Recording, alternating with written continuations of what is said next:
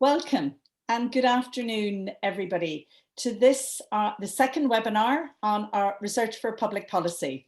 My name's Jane Ohlmeyer, and together with the Royal Irish Academy, the Irish Research Council, it has organised these three webinars, and last week Mary Canning did the introduction, the President of the Academy, and today I'm doing it on behalf of the Irish Research Council.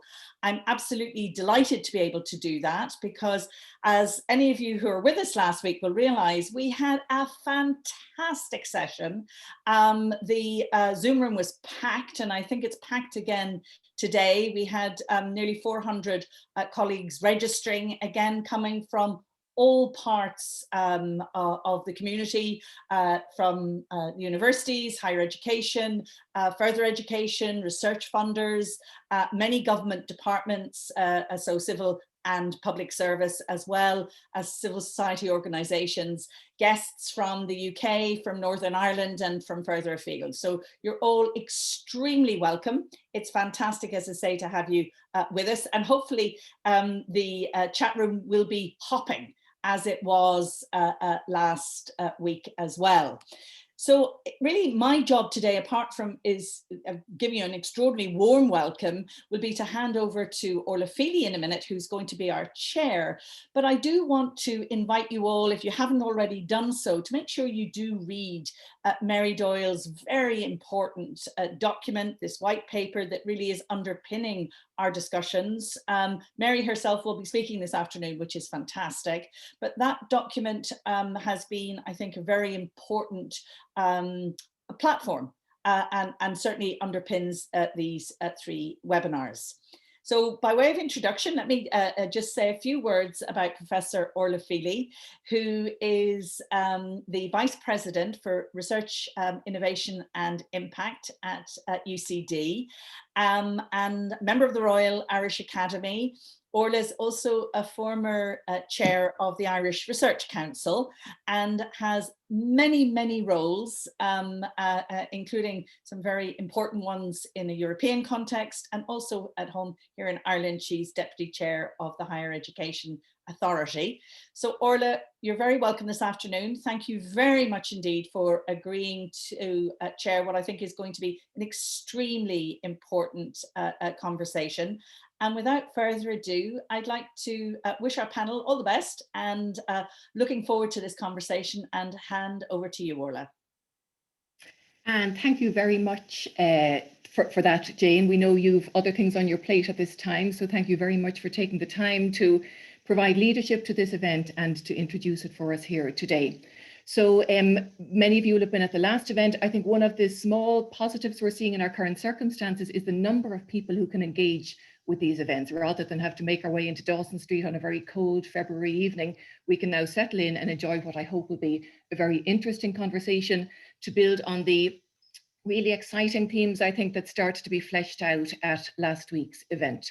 So as you know, the title is Research for Public Policy, Developing the Architecture for Dialogue. So if you bear that in mind as we go through the event, and as you start to think about maybe some of the contributions that you might like to make over the chat, or questions you might like to pose in the Q&A. And we have so many great examples at this time of the importance of research for public policy. Obviously, the most important and compelling one right now is the way in which research expertise in our higher education institutions and other research performing institutions has been so important in informing the national response to the pandemic. Philip Nolan has spoken in detail about that, how he was able to convene a group of really engaged academics and others to advise on the epidemiology of the COVID-19. And we've seen very much how that has been to the forefront in our national response. Now, that was a response motivated by these particular circumstances.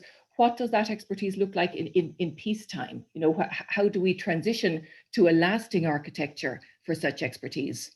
Other examples are things like the work of David Farrell and Jane Souter in the Citizens' Assembly, really important landmark issues in our national policy debate that were inspired by academic excellence. But there are so many examples throughout social policy, health systems, environmental policy, where there is expertise in our research system that is being delivered into our public policy system. The question is it done as effectively, as efficiently, as it might be? Is it delivering the impact that we wanted to deliver? Can we do it better? So we want to look at what other systems are doing and what we ourselves might be doing, what's working, what's not working, to come up with some solutions.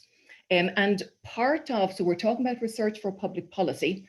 Something that I want to bring into the debate here today is policy for research, which of course is part of public policy. So is our policy for research or for research innovation, is that sufficiently informed by our research expertise? Are there things that we might do differently there? Is there a different architecture that we need to be considering? So lots to talk about and not an awful lot of time. So let's get moving on. So we have a number of speakers here who know the policy system very, very well. We have Mary Doyle, we have John Shaw and Orla Nugent. I'll introduce each of them in turn, all of whom will bring their particular expertise in our policy system in particular to bear on the discussion. And I hope that we get lots of lively comment in the chat and in the Q&A, specific questions for our panels that I will field when we come to the end of the structured contributions. A few housekeeping announcements. The webinar is being recorded. It will be available on the RIA website, so please bear that in mind. As I said, you can pose your questions, and please do pose them through the Q&A. You can put in your commentary through the chat. You can live tweet with using hashtag research for policy. There will be a link posted in the chat to a short consultation survey. Please fill this out, noting some of your recommendations that you want to take forward from today's event, and any comments that you might want to share as we seek to move things forward. Because today, as I say, is all about developing the architecture for dialogue. We want this to be about suggesting solutions and ways forward. So I'd like you to bear that in mind as we proceed. So with that, I'll introduce our first speaker, and Mary Doyle has really motivated this series through the research paper that she's drawn up entitled Research for Public Policy and Society, Building a Stronger Architecture for Dialogue. So that is our foundation, if you like, for this series of webinars. Mary retired from the Irish Civil Service in 2018, having joined it in 1978, following a degree in European Studies in the University of Limerick. She had an extensive career at senior management level in 3 government departments, Taoiseachs, Health and Children, and Education and Skills, where she led on a range of complex policy issues. In her final role, she had responsibility for higher and further education, policy, funding, and governance. And during her career, she worked with many complex organisations and institutions, including her membership of the National Statistics Board, the National Economic and Social Council, and the Board of Science Foundation Ireland.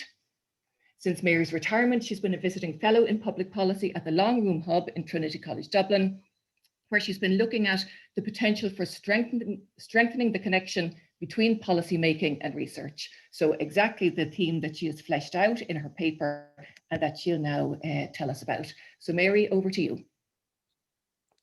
Thank you very much. Good afternoon. Thank you, Jane and Orla, for those introductory words. I'm delighted to be here at the second in a series of 3 webinars on research for public policy. I'd like to thank the Irish Research Council and the Royal Irish Academy for hosting this series of webinars, which has already, as both Jane and Orla have said, given rise to quite a lot of discussion, particularly within the higher education system. And also, I think, indicated to us the potential that there is in this dialogue for making practical steps for strengthening the architecture between the policymaking system and the higher education system. So as you know, and as Orla has said, I've written a paper which is available and is relevant to all of these webinars. So this afternoon, I'd just like to extract some of what I think are the key issues. There are many issues. They'll come in, I know, on the chat and in the questions. But the things that I think are important and helpful to us now as we move forward as a country in developing this agenda. So to begin with, just to say, as we all know, as a country, Ireland makes a wide range of strategic investments, including in things like physical infrastructure, in human capital, and in its research ecosystem.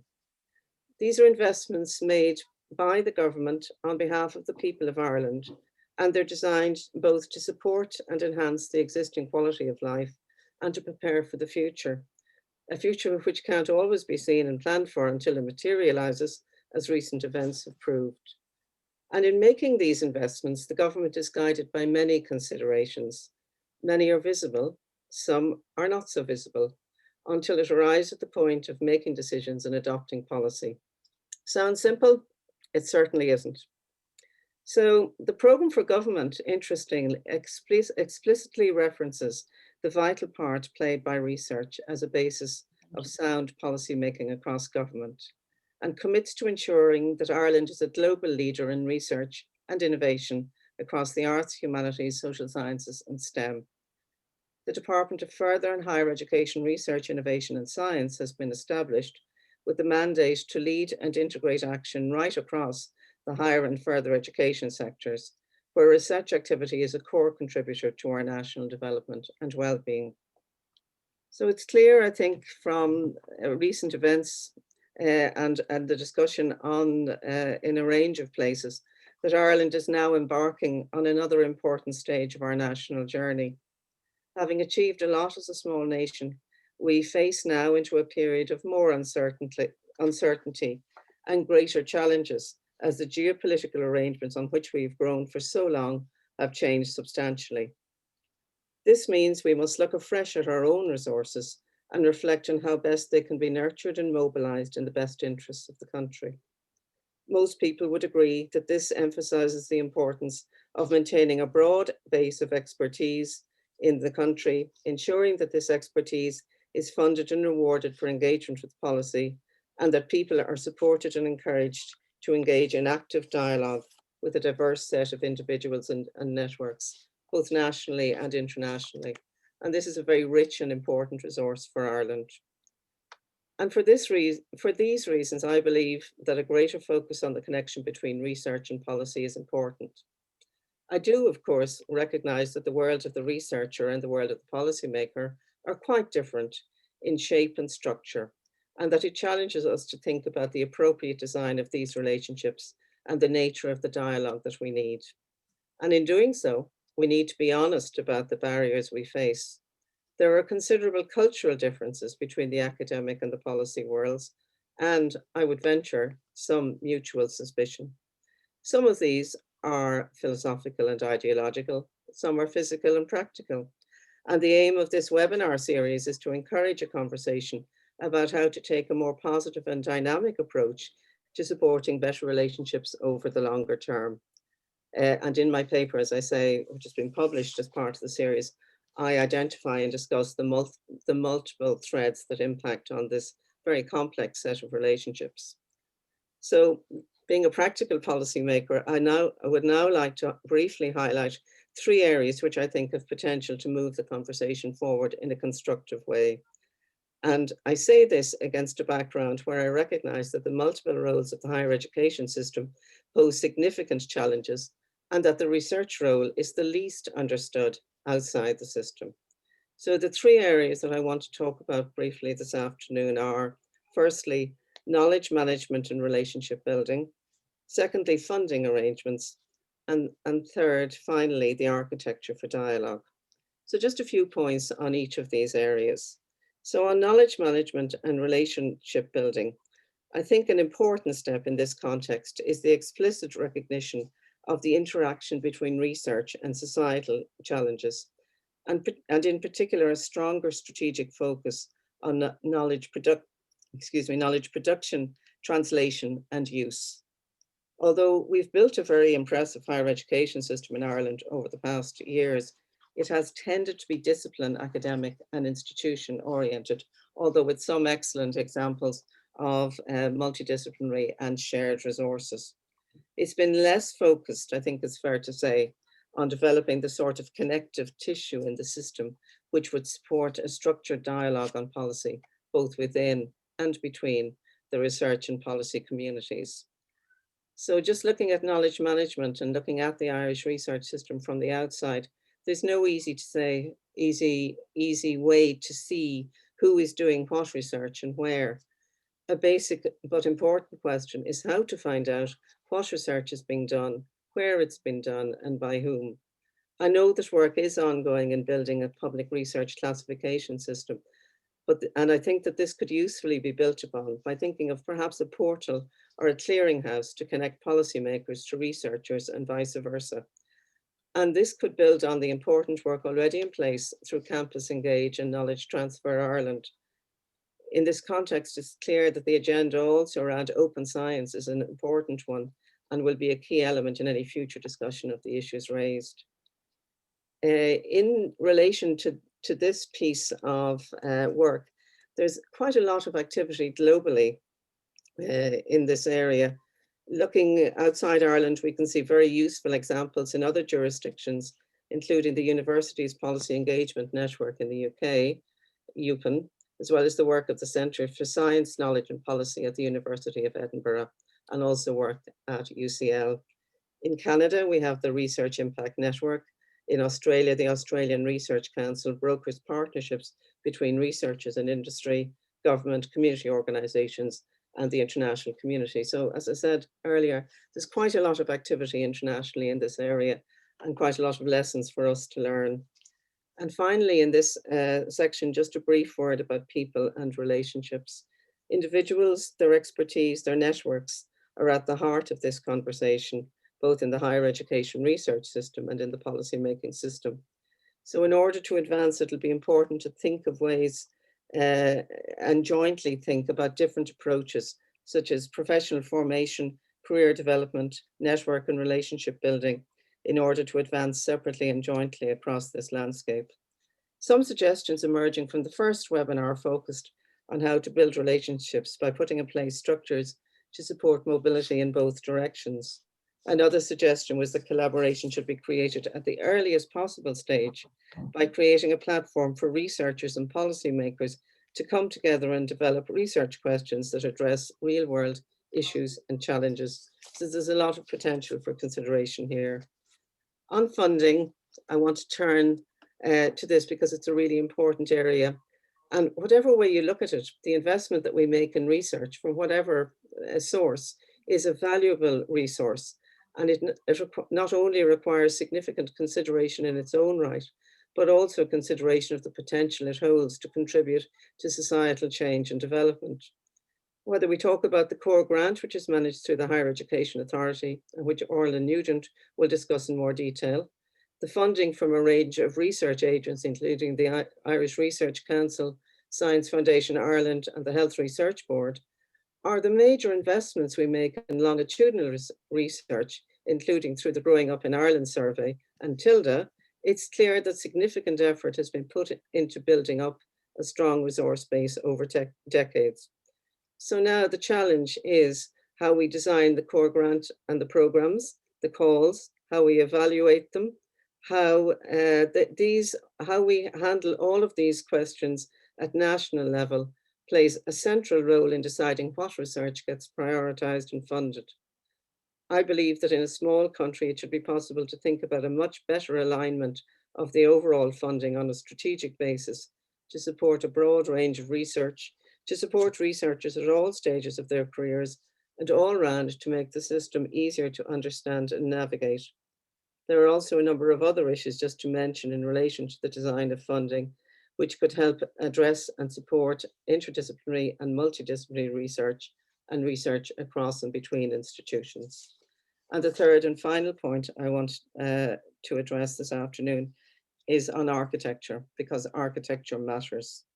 That's not always readily understood, but it is crucial to how decisions get made, who's talking to whom about what, and how the governance and decision-making structures designed are, as I say, central questions. There's much to be thought about and discussed here. Joining up the systems in a more coherent way requires action by a range of actors. Three areas I've identified as key are government, the higher education institutions themselves, and research funders.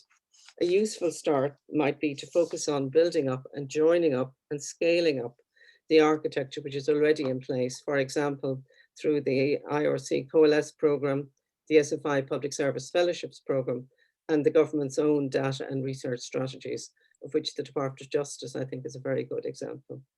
And there's also an important opportunity to think about the design of the dialogue with the public generally and with civic society, and something that Minister Harris mentioned at the first webinar.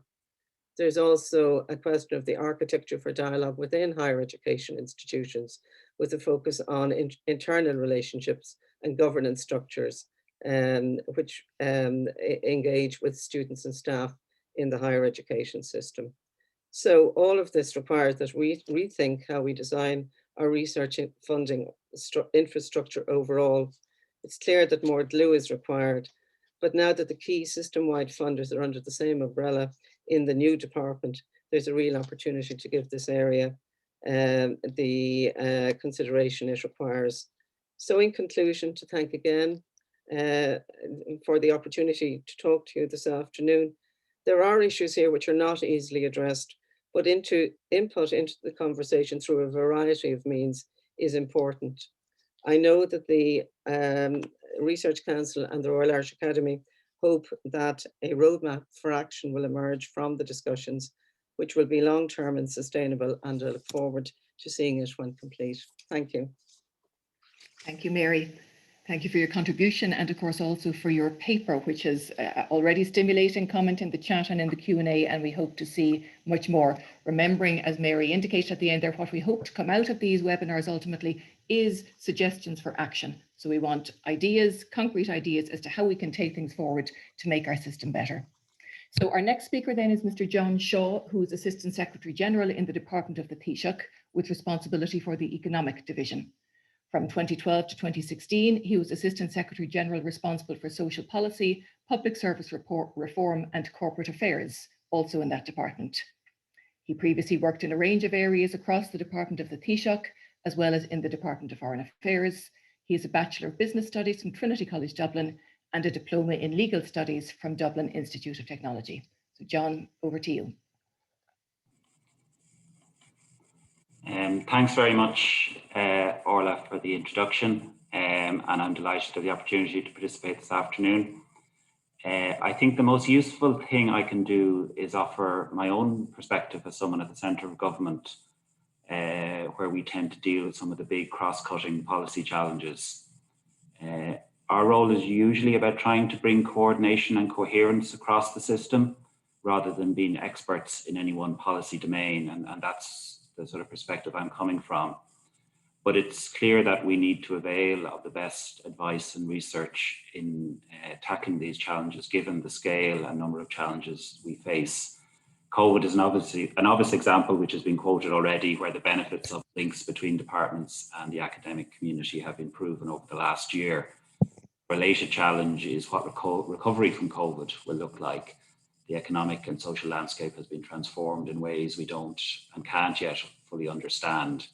And issues like digitalization, remote working, build a greater social resilience seem like big themes for the next few years. Likewise, climate change, which is probably the big economic and societal challenge of the decades ahead, requiring new thinking across nearly all aspects of government policy, while also trying to bring stakeholders and the general public with us. And just a final example being the post-Brexit world, which will profoundly change political and economic relations on these islands and our relationship with Europe. When thinking about how research can best help with these type of policy challenges, there's a few things occurred to me. And I suppose speaking as somebody in the middle of many of these issues, the first is it's not a linear process, clearly, of research neatly informing policy. It's a messy, complex landscape with many different actors, including the political system, interest groups, and media debate. I mean, thinking about the topic, for example, new research will often come to my attention because I read about findings that have been picked up in the media or in public commentary. And that might be very useful research, which can inform advice on policy decisions, or it might become part of a political debate, which requires a short-term response. And of course, academics are often prominent in those public debates, and that too is an entirely appropriate contribution to the formulation and shaping of policy and debate. I suppose from a policy perspective, the source of the research doesn't matter once it's useful and good quality.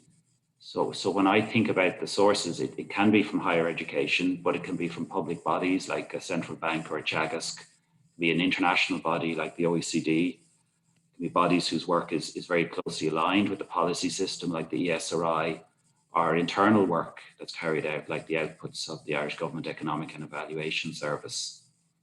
And of course, sometimes the research will be procured through a tender process or through existing contractual relationships directly with the department. And of course, in many cases, private consultancy companies also feature prominently, particularly in some areas. The links between policy and research can also be formal. For example, the Department of Environment and Climate Change fund a research programme which includes many higher education bodies, or the links can be much more informal, often through shared membership of institutions like the National Economic and Social Council, or via bodies like the Climate Change Advisory Council, to name just a few, and the relationships and the contacts build in those ways. And of course, often government establishes dedicated groups with external and internal representatives to advise on particular problems. And these will often include academic representatives. But I think it'd be fair to say probably that often depends on pre-existing relationships or contacts in terms of who may be appointed to those sort of groups and what expertise is brought to bear. And I'll come back to that later on. And finally, it's just timeframes can differ. I mean, public health decisions around COVID need to be taken in a matter of days or weeks, often in response to the latest information. And in a lot of instances, policymakers are just under a lot of pressure to have at least an initial response to an issue or a problem very, very quickly. And many economic decisions are taken in practice on an annual basis through the budget and estimates process. And then decisions on something like climate policy can be shaped over a long period of time and are often based on 5 or 10-year plans which stretch well beyond the lifespan of one government. And likewise with things like National Development Plan or spatial strategies. But this all obviously has implications for how the links between research and policy can operate in practice. In terms of ways forward, I mean, just a few thoughts building on the challenge posed in Mary's paper, and I think she frames very well both the challenge and some of the directions that could be followed in terms of response. I mean, the first thing from my point of view is there is an unambiguous need to strengthen the links between research and policy, given the collective challenges we all face. And I certainly agree that the new department is an opportunity to think anew about some of this. And secondly, I think and would agree that the onus is on both of those working in higher education and those working in the public, and particularly the civil service, to be open to making this happen and making it work better. In the case of civil service, there is an increased emphasis on the quality of policy making, on better use of data and evidence, more structured consultation processes, and impact assessment and scenario planning. And there's quite a lot of work as part of the civil service reform programme that seeks to improve how we perform in these areas. But there's also clearly lots of room for improvement. And that's where I think some of these connections with the research community can come in more effectively. Third point I'd make is I would fully agree that there's need for more formal structures and processes by which policy research priorities are identified and communicated to the research community, and equally how that research in turn is made accessible.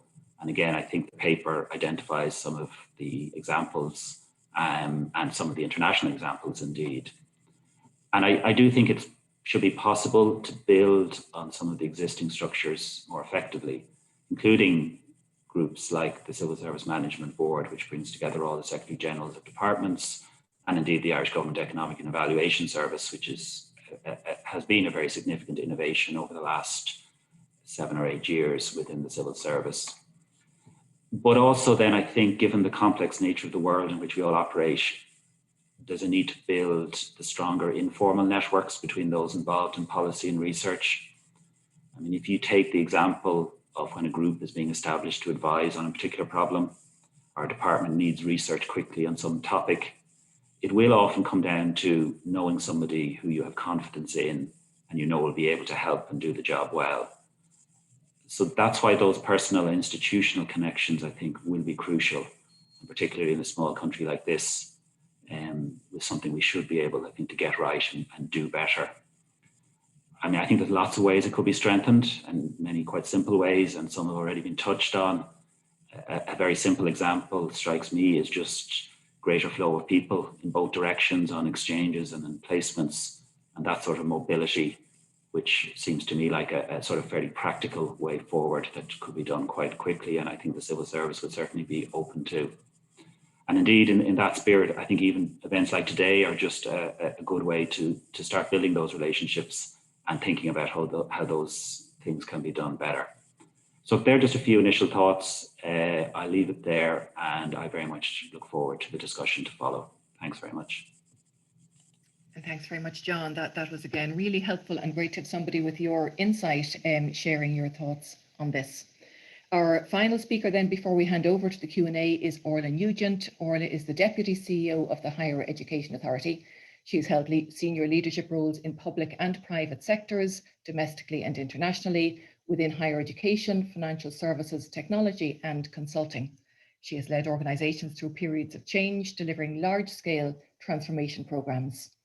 Orla is a Chartered Director. She holds an engineering degree from Trinity College Dublin, an MBA from University College Dublin, Michael Smurfit Graduate Business School, a Master's in Business and Executive Coaching, also from UCD, and Leadership and Coaching qualifications from the Harvard Kennedy School, the Institute of Directors, and UCD once again. So Orla, we're looking forward to your contribution. Thank you, and thank you, Orla, for that introduction. So on behalf of my colleagues, the HA is delighted to contribute and share perspectives in this conversation today. And as you know, and I'm going to talk you through the HEA, what we do, the IRC, and then some of our perspectives in terms of research and also some of the work that we do in terms of research. So as you know, the HEA leads the strategic development of the Irish higher education and research system with the objective of creating a coherent system of diverse institutions with distinct missions. The HEA policy advice on higher education research activity in Ireland is grounded in the National Strategy for Higher Education 2030 and Innovation 2020, as well as relevant European developments. The Irish Research Council, which everybody knows, is an associated agency of the department and operates under the aegis of the HEA. And as Mary mentioned, the core grant, the HEA, through its core grant and policy advice to the department, supports the performance of the Irish higher education research system.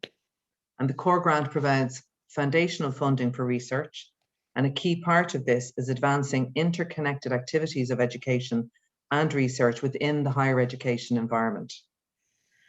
The second system performance framework, which ran from 2018 to 2020, reaffirms the purposes of the earlier framework in terms of research.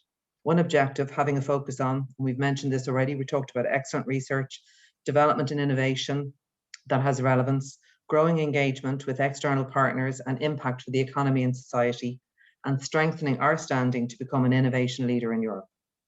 And discussions are commencing on the next iteration of the system performance framework this year. The HA also runs a process of strategic dialogue with higher education institutions. And as part of this, we review the system performance framework objectives, amongst other matters. And delivery of this strategic objective, as I mentioned earlier, links very strongly with the implementation of Innovation 2020, Ireland's national strategy for research and innovation. And this is under the leadership of the Department of Further Higher Education, Research, Innovation and Science. And its successor is currently being developed, and the new strategy is expected to be in place until 2027. The IRC provides competitive research funding to support excellent frontier research across all disciplines and career stages.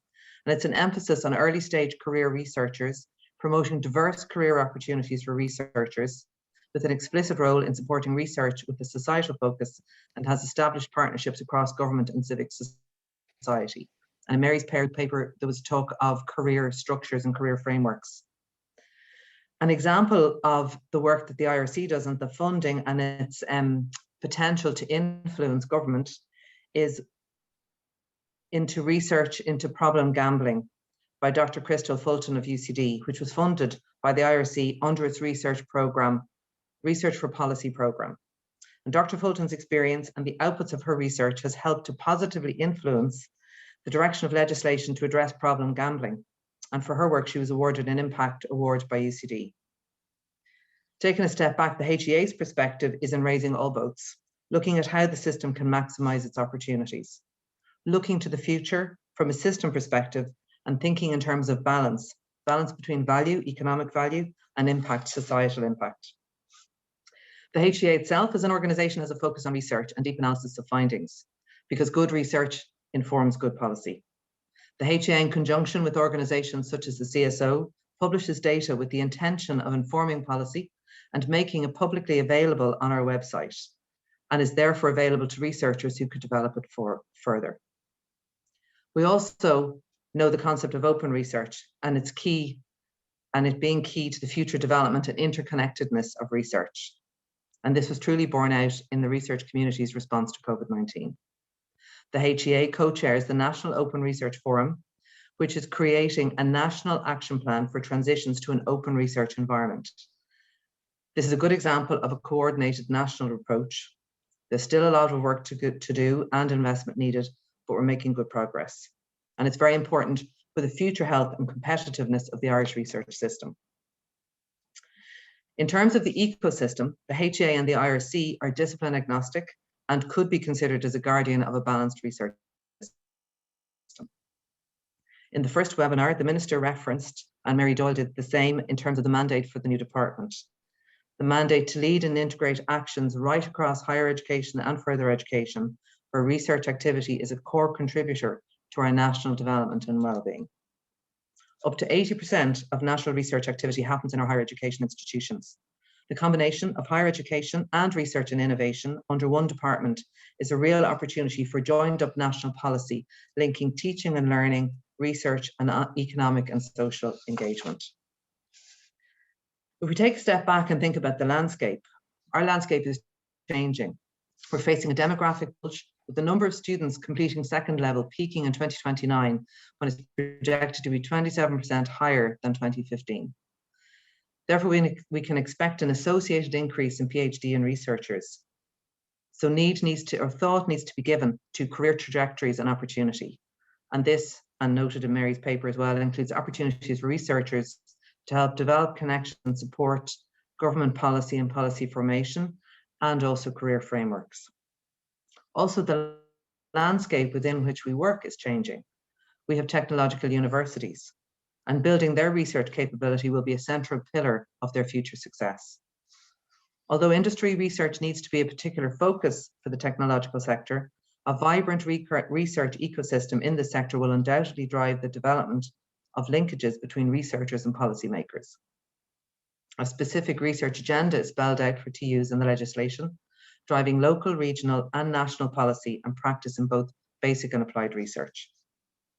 I already mentioned the Open Research and National Open Research Forum, publicly funded research openly available for all, making the outputs from research more accessible to public policymakers to help aid collaboration, which is a keyword and one that's come through the first webinar as well, with other researchers, and making it available and consumable to the public.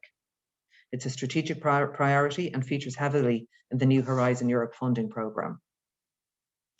The government has approved the updating of the 1971 HEA Act, and the current plan is the creation of a Higher Education Commission.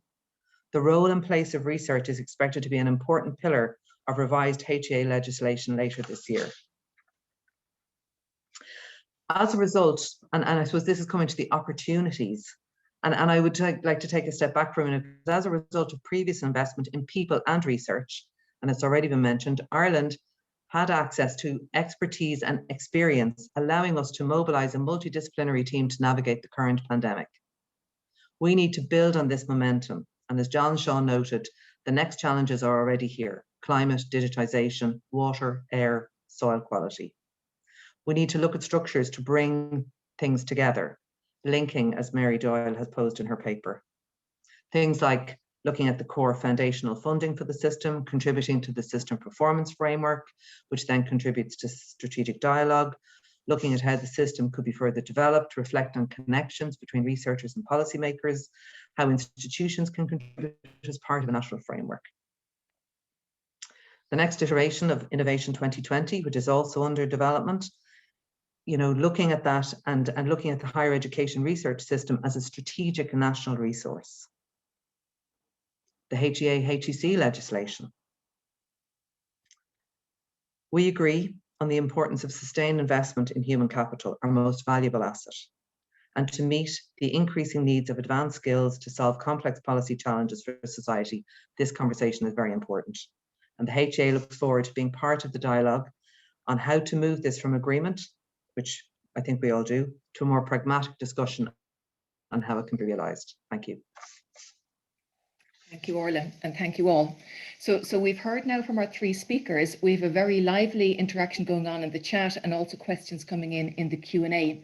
So I'm going to start to synthesize some of them and put them to the panel. A number of their comments rather than questions relate to the fact that we don't want to reinvent the wheel here. A number of people are pointing out some very useful opportunities for this type of work that already exist. And I think as the Academy takes this forward, it's very useful to look at what is being suggested on the chat here to see what do we have and what can we build from.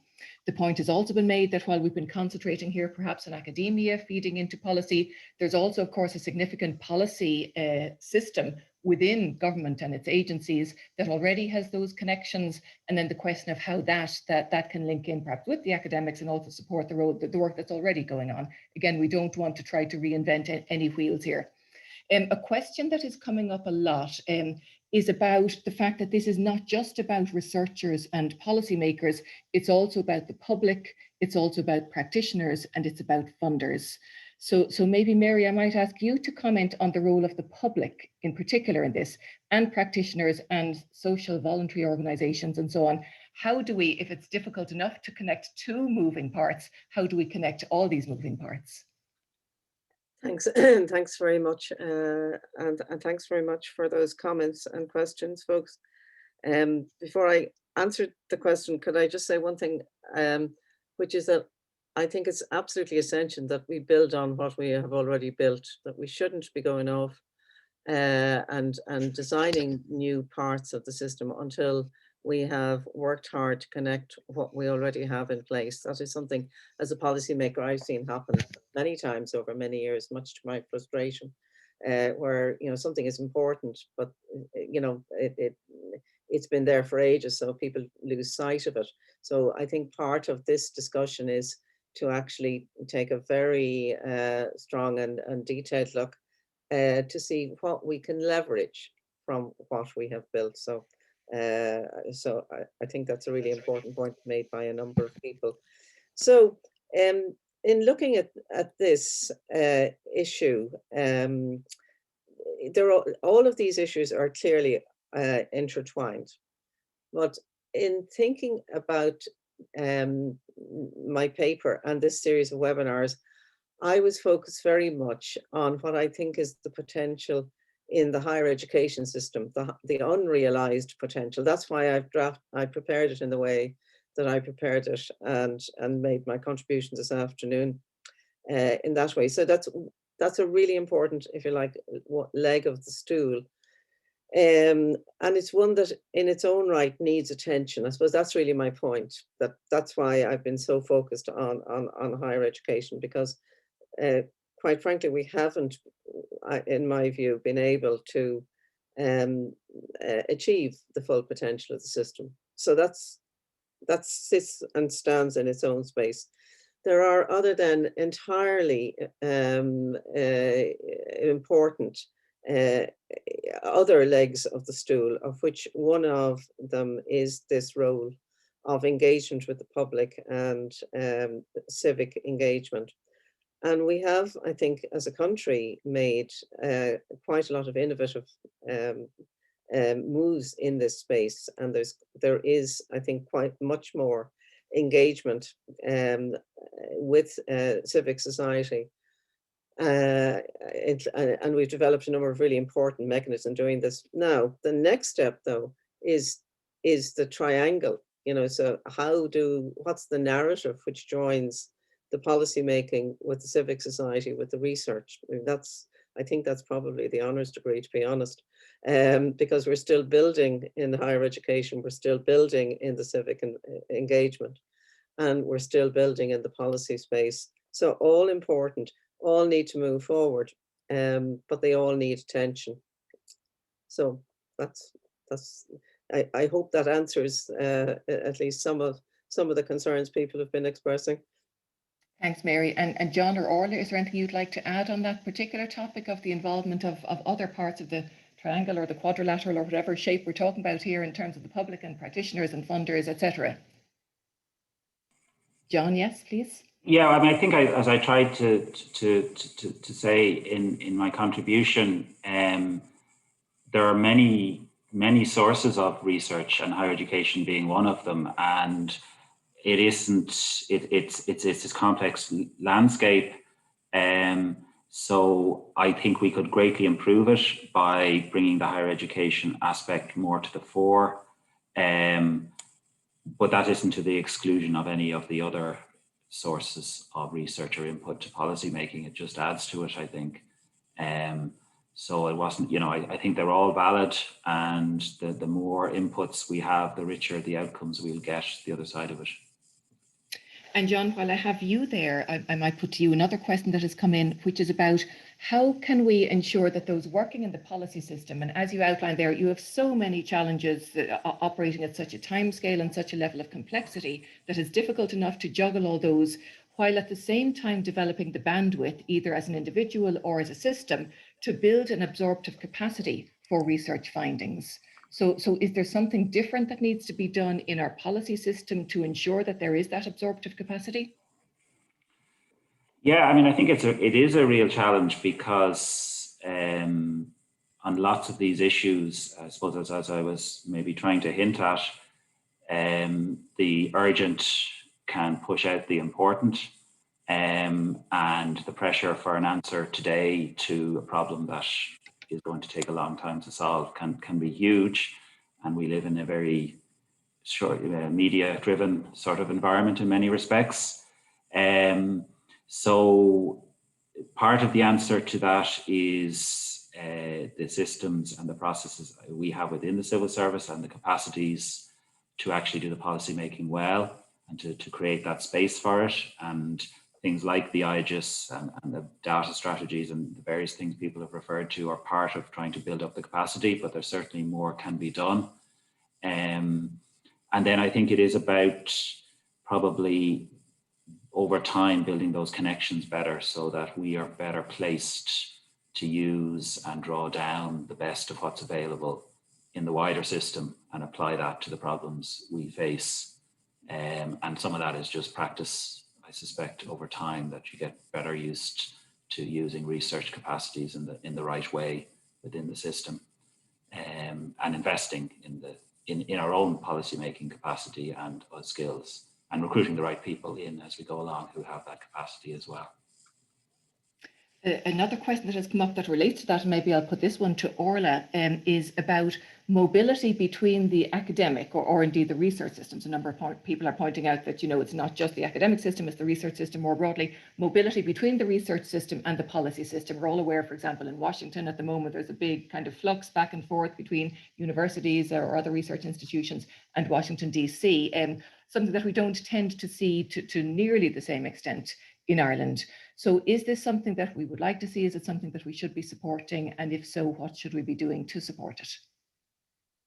Thanks. Thank you, Orla. And maybe just before I answer that question, with the other question, I agree, we don't want to reinvent the wheel. We need a line of sight of what's available.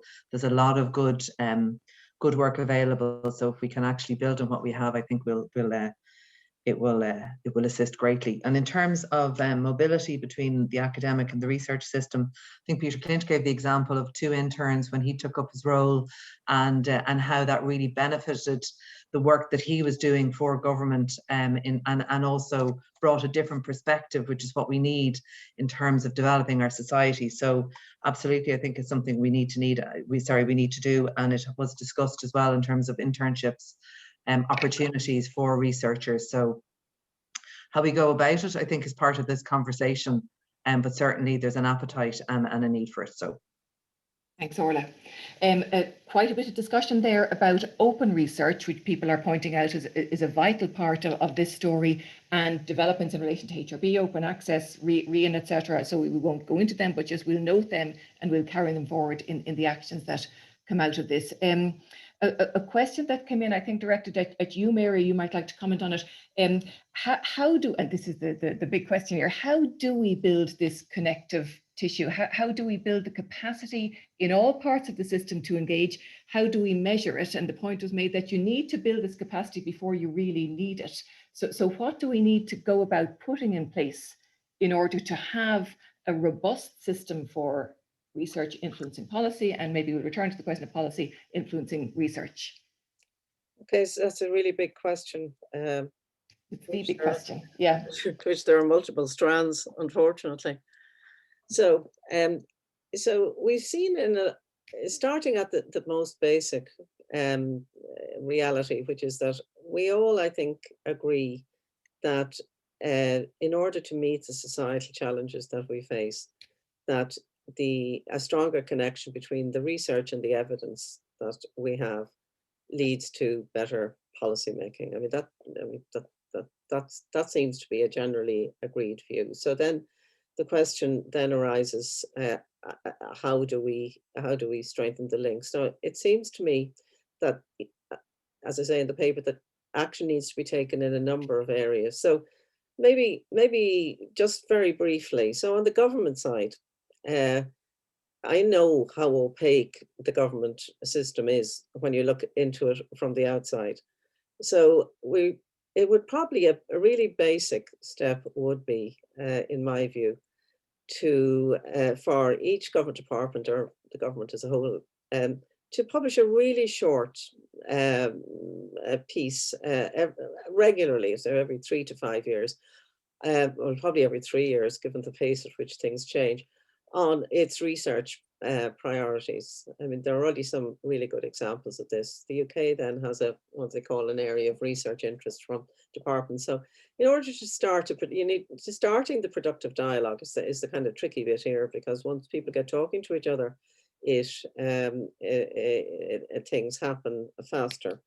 So there are a number of things government could do, but that's one fairly simple thing that could be done pretty quickly, so that researchers looking at government and looking at big societal challenges would have hooks on which to hang in terms of the questions that are being posed by the government departments. So that's one piece that could, I think, fairly easily be done.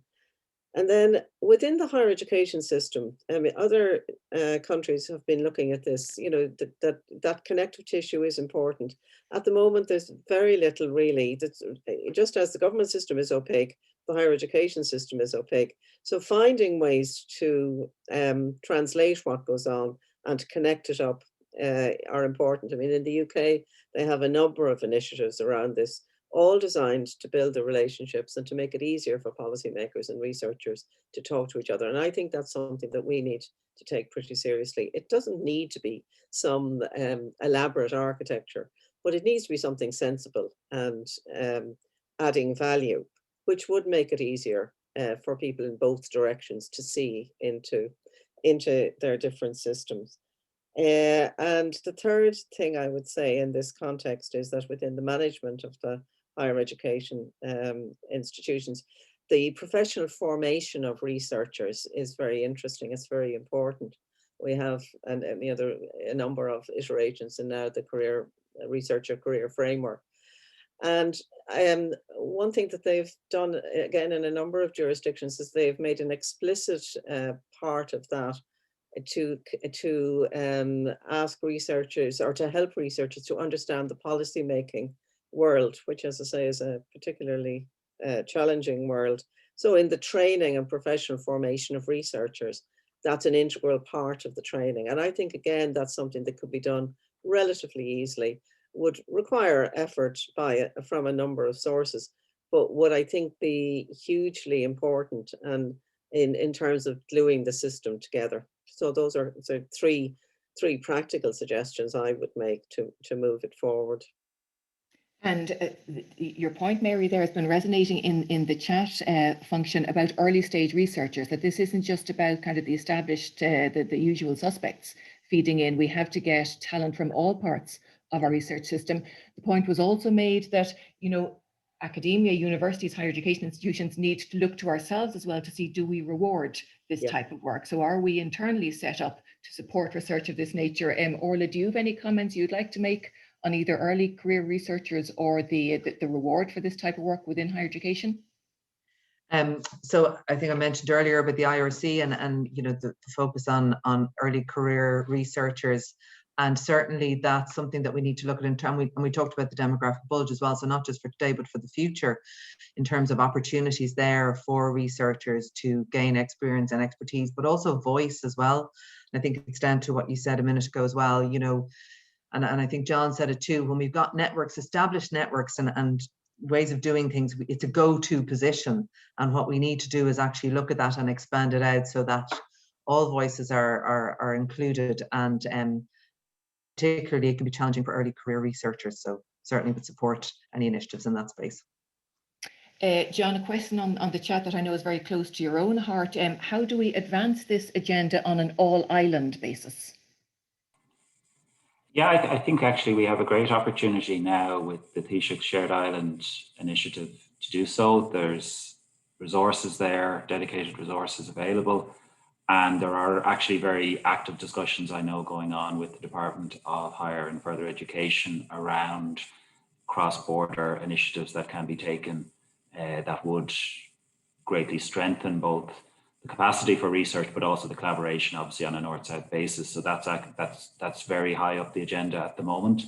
It has the benefit that I think it can be done in a way that takes some of the politics out of it, because it's driven by the research community and higher education institutions working together without it being seen as a political initiative.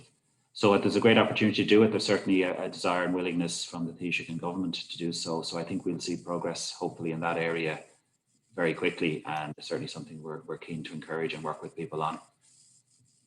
And John, here's a question. It's quite a specific one, but I think you might like to comment on it.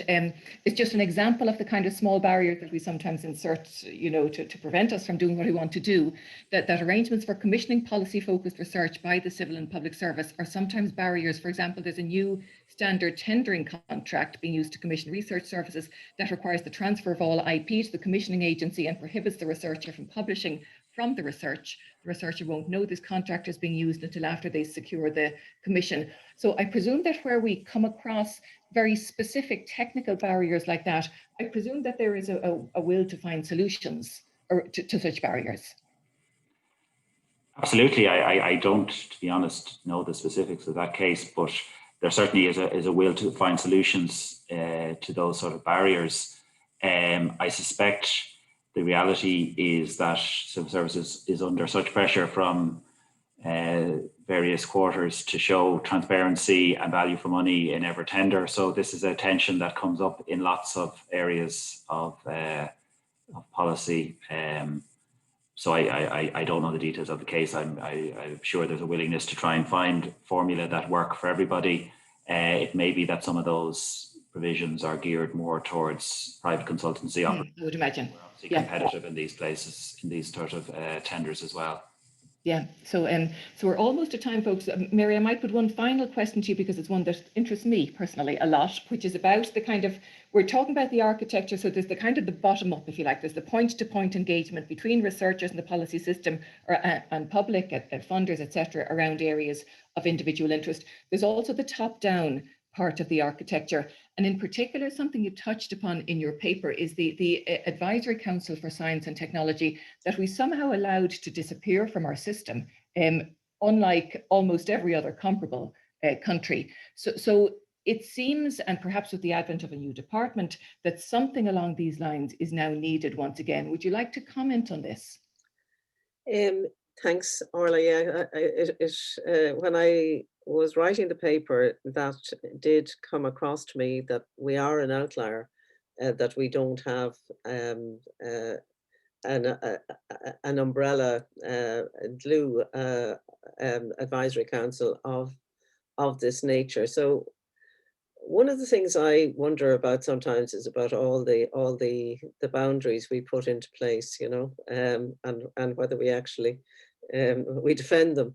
But wouldn't we be much better if we were able to take a whole system view and we were able to decommission some of the difficulty that people find? So I do think that it that a place is needed for a conversation between the researchers, the funders, the policymakers. I think that is absolutely essential. I think it's important that the work of the funding agencies is easier to navigate, that a whole system view is an important issue that needs to be taken forward, and that we do need to make it easier for people to navigate our system. So yeah, at a lot of levels, I think there's a huge opportunity here now for us to take that whole system view, and that would include the agencies, the other research funding agencies and other departments. You know, I think there is a big opportunity to have a conversation about what would work for us and what would join together, and be able to present, I suppose, at the end of the day, what's necessary is to be able to present a unified view or a unified narrative of the system, what it can offer, where it is, who it is, and make it easy for people to connect into it and use the resource that it is in support of societal challenges. Thank you, Mary. On that note, then, I might draw the Q&A part to a close. So I'll now invite the three panelists to make some concluding remarks, and maybe I'll go through the panel in the reverse order this time. Orla, sorry to spring that on you. So I'll start with Orla, and then John, and then Mary, and then I'll just give a few final remarks myself. So Orla, having listened to the discussion and seen the very lively conversation in the chat, have you any final thoughts? Thank you, Orla. So actually, just building on what Mary said there, you know, agencies and departments, coherent voice was one of our sort of musings when we were working through this. But I think the most important thing is keeping it simple, and building the connective tissue. And there was the word trust was used in the first webinar.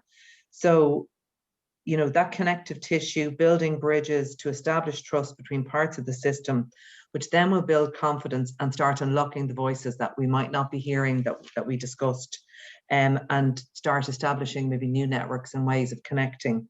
And then the other element that was discussed in the first webinar, and I think it was touched on here too, was the research platforms. So the opportunity to know where the gaps are and then prioritize them so that we can collectively work on them. And I think the other important point is don't reinvent the wheel. Thank you. Thank you, Orla. John?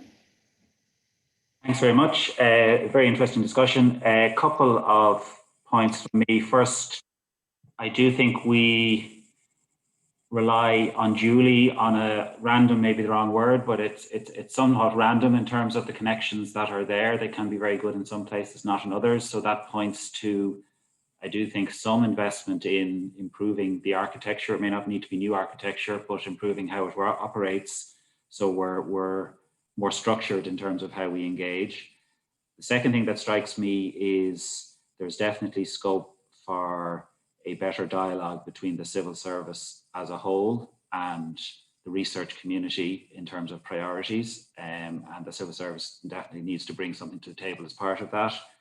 And the third point, just to go back, is this question of, and somebody I think posed it in one of the questions, like research community, a phrase I've used myself. It's a fairly broad term, as I tried to point out. So higher ed is definitely part of that, but it's much broader than that. So I think we just need to bear that in mind too, in terms of how you do that. But it's certainly something worth doing. Thanks very much, John. And Mary? Okay, so just reflecting on all of that, there's a sort of a wide range of comments in the chat and in the discussion. So again, being practical about it, we have three important opportunities now to move this forward, I think. The first is the establishment of the new department with its mandate to take a whole of system view across departments and across higher ed, and that's really valuable and important. The second is the next iteration of the system performance framework, which is in the higher education space, which where I think it would be important to give voice to the role of higher education in support of policy and evidence-based policy making in a stronger way than has been possible heretofore. And I think that's the time is right for that, and I think it's possible to do that. And the third opportunity we have is the next iteration of Innovation 2020. So actually, when you think about it, we have 3 important mechanisms now available to us, all of which are interconnected and all of which depend on each other. So the next webinar is on implementation and leadership. So the challenge for us collectively, I think, is to use those and whatever other opportunities and practical frameworks are available to us, but those in particular, I would suggest, to actually have the conversation, push on the conversation we're having this afternoon, and actually make those connections in a very real and concrete way. I mean, that's my suggestion. Thanks, Mary. And thanks everybody for joining us again, joining us in such numbers and with such a lively discussion in the chat, all of which, and I see now, ideas are continuing to come in, things like micro-credentials for civil servants and so on. So loads and loads of great ideas, all of which will be taken forward into the report that will be produced as a result of this series of webinars. So I think Mary's right. This is a great time to be having this discussion. I think we've got a new department which opens up all sorts of possibilities, and then there are specific investigations and jobs of work underway that could look to deliver us a very different research system. So let's use that. Let's also use the opportunity, Brexit and the focus this puts on the shared island. That gives us another type of opportunity. And also, of course, the reimagining of academia and of research post-pandemic, what that will look like. So we are in a time of disruption, a time of need for ideas and for effective use of ideas. So let's see what we can make happen here. It's come through very clearly. This will have to involve all actors. It's not just about universities or just about higher education or just about research performing organizations. It's about all those who have a role to play in identifying research problems and coming up with solutions. It's about all those from the early career researchers to the established researchers, again, not just relying on the existing connections, but seeing how do we bring in all the information, all the wealth of knowledge that we have in our system. We want to recognize the challenges here, the challenges for a public service, a civil service that is so overstretched in delivering against this hugely complex array of challenges in a very difficult time frame. Also the challenges within research performing organizations and higher education institutions, all the many things that have to be achieved by these organizations at this time, this being one of them. So let's see how we can make this work in a way that is practical and effective. Let's build, so many people have said, on what is working already. Let's use the examples that people are giving us. Open research is coming up a lot. That's clearly going to be part of the solution.